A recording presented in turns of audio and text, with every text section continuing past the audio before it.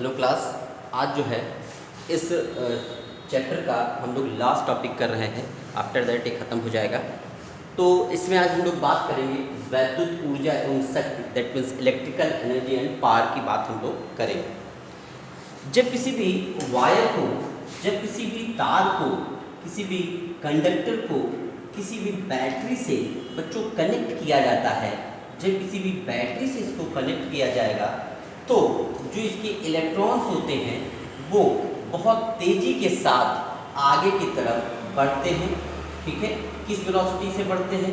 इस अनुगमन वेग ड्रिफ्ट वेलोसिटी vd के साथ आगे बढ़ते हैं और किसी धनात्मक आयन, किसी पॉजिटिव आयन से टकरा जाते हैं। टकराने के बाद अपनी ऊर्जा को वो क्या करते हैं? कम करते हैं, लॉस करते हैं, उसकी हानि होती है। आफ्टर दैट यहाँ से फिर से उनको ऊर्जा प्राप्त होती है, वहाँ से एनर्जी उनको रिलीज होती है और वो फिर से आगे की तरफ बढ़ते हैं और नेक्स्ट वाले से फिर से क्या हो जाते हैं?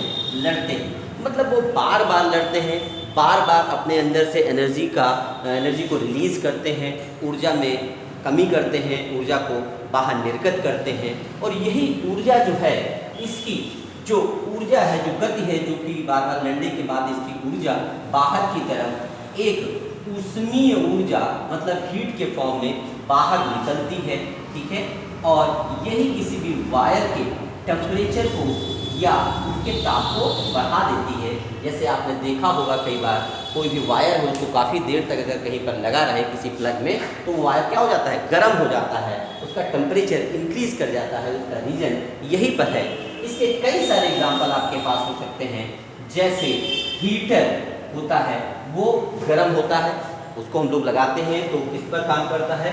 वो वहाँ पर किस पर काम करता है? हीट के प्रिंसिपल पर वर्क करता है। ठीक है, तो ये हमारे पास होता है। मान लेते हैं किसी भी तार में, किसी भी वायर में हमारे पास कोई भी वायर है। ठीक है, इस वायर में आई करंट फ्लो हो रही है जो कि t समय तक है। ठीक है, अगर ये t समय तक है तो Q is equal to I into T होता है। आप सबको मालूम है Q is equal to I T. यहाँ पर अगर मान लें कि इनके सिरों के बीच, इनके एंड पॉइंट के बीच में लगने वाला जो पोटेंशियल V है, तो इसके ऊपर जो वर्क होगा, यहाँ से किसी भी इलेक्ट्रॉन को या चार्ज को यहाँ से यहाँ तक पहुँचाने में, एक सिरे से दूसरे सिरे तक पहुँचाने में जो वर्क है वो कितना होगा? V इंटू क्यू होगा। और यही वर्क जो है उसके अंदर वैद्युत ऊर्जा या इलेक्ट्रिकल एनर्जी का फॉर्म होती है। इसी को हम लोग क्या कहते हैं? वैद्युत ऊर्जा कहते हैं। तो V इंटू टी, V इसकी जगह पर क्या लिख सकते हैं? I T. तो ये W is equal to V I into T हो जाएगा। ठीक है, आप सभी को मालूम है by the Ohm's law V is equal to क्या होता है? आई आर होता है। यहाँ से W की वैल्यू बच्चों अब क्या हो जाएगी? V की जगह पर आई आर, तो ये हो जाएगा आई स्क्वायर आर टी। ठीक, ये हमारे पास इसके वर्क का, वैद्युत ऊर्जा का क्या बन गया? इलेक्ट्रिकल एनर्जी का सेकंड फॉर्मूला आपने डेवलप किया है। ठीक है, आफ्टर दैट हम लोग I की जगह पर by Ohm's law again V by R रख सकते हैं। तब W की वैल्यू क्या हो जाएगी? V square by R square into R T. एक आर से आर कैंसिल, तो work done V square by R into T होगा। ठीक, ये सभी जो वैल्यूज हैं वो जूल में आती है। कितनी ऊष्मा वहाँ से उत्पन्न होगी, कितना जो हीट है वो प्रोड्यूस होगी, उसको निकालने के लिए आपको मालूम है हम लोग क्या कर सकते हैं? यहाँ पर एक कैलोरी में हाउ मच ऊष्मा, कितनी हीट होती है? 4.2 जूल ऊष्मा या हीट प्रोड्यूस होती है। ठीक है, तो अगर इन सबको हम लोग ऊष्मीय ऊर्जा, दैट मीन्स थर्मल एनर्जी के फॉर्म में लिखना चाहें तो थर्मल एनर्जी को x से लिखते हैं। तो जितना भी जूल में लिखा हुआ है, जैसे वी आई टी या आई स्क्वायर आर टी या V square by R into T, ये जो चीज़ें लिखी हैं ये सभी जूल में है। और इनको अगर हमें कैलोरी में चेंज करना है तो सभी को 4.2 से क्या करना पड़ेगा बच्चों? डिवाइड करना पड़ेगा और ये किसमें? ऊष्मीय ऊर्जा, थर्मल एनर्जी में कन्वर्ट हो जाएगी।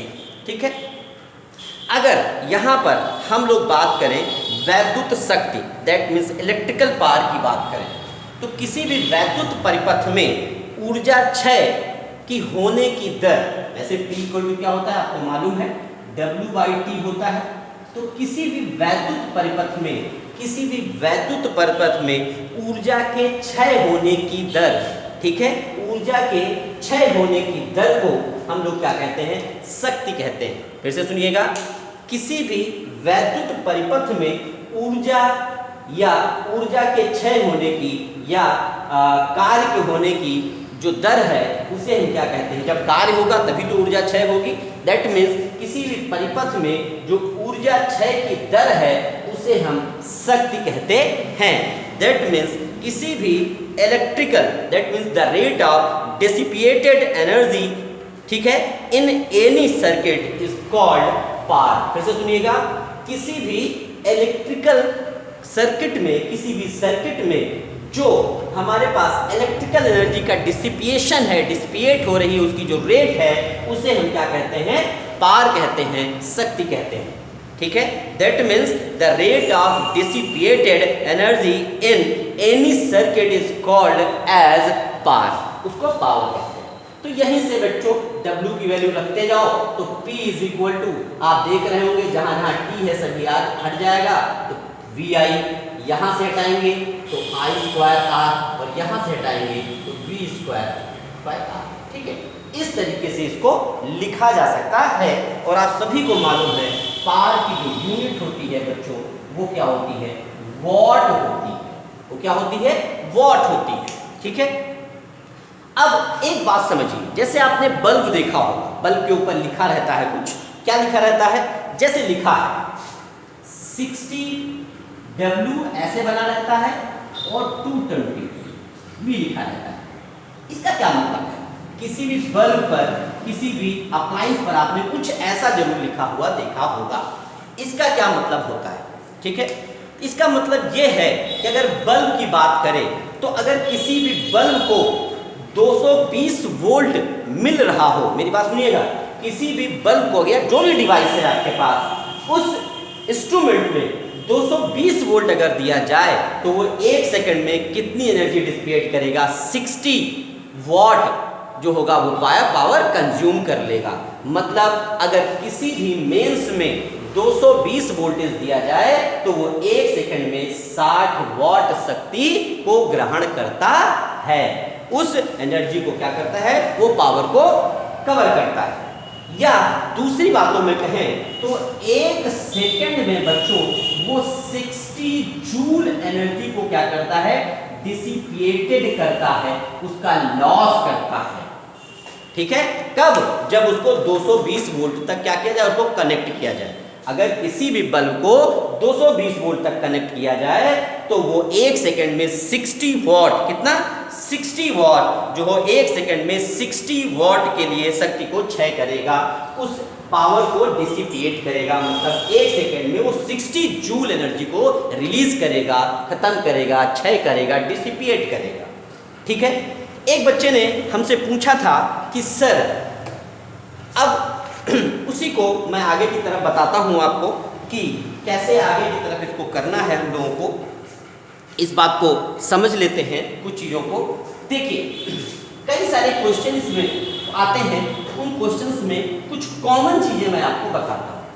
जैसे मान लें हमारे पास एक 40 वॉट का, क्लियर, एक 60 वॉट का और एक 100 वॉट का। मेरी बात सुनिएगा, 40, ठीक है, 40 what, 60 what and 100 what. What की बात हो रही है, वोल्ट की बात नहीं हो रही है, याद रखिएगा। कितनी पावर है, कितनी शक्ति है सबके पास, 40, 60 और 100 वॉट। इनको क्या किया गया है, एक पैरेलल कॉम्बिनेशन में, मतलब एक जो है किसमें जोड़ दिया गया है, हमारे पास एक समांतर क्रम में इस तरीके से लगा दिया गया, और इसको जो है वो मेन से, मतलब 220 वोल्ट सभी को दिया जा रहा है, V वोल्ट दिया जा रहा है, व्हाटएवर, कोई भी मान ले, तो ये सबको मिल रहा है ना। मतलब 220 इसको भी मिलेगा, 220 वोल्ट इसको भी मिलेगा, 220 वोल्ट इसको भी मिलेगा। तो ये क्वेश्चन अक्सर पूछा जाता है बच्चों कि इसमें से सबसे ज्यादा कौन चमकेगा, है ना, इसमें सबसे ज्यादा कौन चमकेगा, इसको हम कैसे पता करेंगे। ठीक है, तो हमेशा के लिए याद कर लीजिए, अगर पैरेलल कॉम्बिनेशन में लगाया गया है तो जिसकी शक्ति ज्यादा है, दैट मीन्स पावर जिसका क्या है, ज्यादा है, सबसे ज्यादा है, वो ज्यादा चमकेगा, उसके अंदर ब्राइटनेस सबसे ज्यादा होगी। एक क्वेश्चन ऐसे पूछा जाता है कभी कभी, इन सबको पैरेलल लगा दिया गया है और ये बताइए कौन ज्यादा चमकेगा। तो अगर छोटे में आता है आपको 1 नंबर 2 नंबर तो आप तुरंत यहां से देख लें, अगर पैरेलल में लगे हैं तो सबसे ज्यादा पावर किसकी, जिसकी पावर होगी, जिसकी शक्ति ज्यादा होगी, वही सबसे ज्यादा चमकेगा, वही सबसे ज्यादा ब्राइट होगा, सबसे ज्यादा चमक के बाहर आएगा। ठीक है ना। कैसे इसको हम लोग समझने की कोशिश करते हैं, इसको हम लोग समझते हैं। देखिए P इज इक्वल टू या H इज इक्वल टू क्या होता है, V स्क्वायर R T होता है ना। क्या होता है, V स्क्वायर, हम पास 3 फार्मूले थे, ठीक है, उसमें से एक फार्मूला हमारे पास क्या था, V square by T into R, शायद यही था, है ना। और ये वाला है ना, ये वाला फार्मूला हम क्यों लिखें, क्योंकि जो पैरेलल कॉम्बिनेशन है उसमें सबकी पोटेंशियल मतलब V की वैल्यू तो सेम होगी, मतलब V तो सामान्य होगा, एक जैसा होगा, तो H इज इनवर्स क्या हो जाएगा हमारे पास। ठीक है, ये अगर हम लोग लिखे R नीचे था, सॉरी R कहां पर था हमारे पास, नीचे था, V स्क्वायर बाई R और T बाई 4.2, है ना, यही था, यहां से देख लें आप लोग। तो H ये सब में सामान्य बराबर है, इसकी बात करनी नहीं है, तो V is inversely proportional to R। कहने का मतलब क्या है कि यहां से अगर देखें V सब में एक जैसा है तो कांस्टेंट नियतांक हो जाएगा T/4.2। H इज इनवर्सली व्युत्क्रम है, R कम होगा तो H ज्यादा होगा, और R किसका कम होता है, जिसकी पावर सबसे ज्यादा होती है। क्लियर। अगर इसी को सीरीज में लगा देते हैं, हम लोग किसमें लगा देते हैं, अगर इन तीनों को श्रेणी क्रम में लगा दें, श्रेणी क्रम में लगाते चले 40, 60 और 100, और सबको कहां से कनेक्ट कर दिया जाए, 220 से। अब आप देखिए सबकी वोल्टेज तो अलग अलग हो जाएगी, है ना, सबका पोटेंशियल अलग अलग होगा, मगर सबके अंदर जो करंट है बच्चों वो एक जैसी होगी, धारा एक जैसी पहुंचेगी, और धारा अगर एक जैसी पहुंचती है तो हम लोग क्या कहेंगे, H is I square RT/4.2, है ना, ये है। और धारा एक जैसी पहुंचेगी तो हटा दे, इसको भी हटा दे, इसको भी, तो H is proportional to R, मतलब जिसका रेजिस्टेंस ज्यादा होगा, जिसका रेजिस्टेंस ज्यादा होगा उसकी वैल्यू ज्यादा होगी, मतलब वो ज्यादा चमकेगा। और रेजिस्टेंस किसका ज्यादा होगा, किसका ज्यादा होगा, हमारे पास जिसका R सबसे अधिक हो, ठीक है, और कम शक्ति वाला जो होगा वो यहाँ पर चमकेगा। ठीक, H is proportional to R, R सबसे ज्यादा हो, R सबसे ज्यादा किसका होगा यहाँ पर, जिसकी पावर सबसे कम होगी। क्लियर, बात फिर से समझ लीजिए, अगर पैरेलल कॉम्बिनेशन में लगा रहे हैं तो H की वैल्यू सबके लिए V तो बराबर है, तो H is equal to V square by R T/4.2। यहाँ से हम लोग क्या लिख सकते हैं, H is proportional to 1/R, जिसका R कम वो उसकी H ज्यादा, H ज्यादा मतलब चमकेगा ज्यादा, तो R किसकी कम होगी यहाँ पर, जिसका पावर सबसे ज्यादा होती है। क्लियर, तो पावर सबसे ज्यादा होगी तो उसके लिए कम होगी, समझ रहे हैं। ठीक है, अब यहाँ पर हमारे पास दूसरी तरह आते हैं, अगर दोनों को सीरीज में लगाए तीनों को तो कौन सबसे ज्यादा चमकेगा, उसके लिए H is proportional to R। क्यों ऐसा किया, क्योंकि I सब में समान है, V अलग अलग, तो ये वाला फार्मूला अपनाइए, R जिसका ज्यादा उसकी H ज्यादा, वो चमकेगा ज्यादा, और R किसकी ज्यादा, जिसकी पावर सबसे कम होती है। ये हमेशा दिमाग में रखिएगा, पावर जिसकी सबसे कम है उसकी रेजिस्टेंस सबसे ज्यादा होती है। ठीक है, तो इसको आपने क्लियर कर लिया होगा, समझ लिया होगा।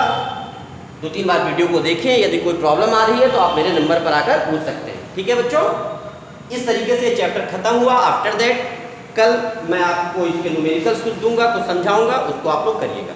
ये जो चैप्टर है वो आपके टेस्ट में आएगा। Thank you.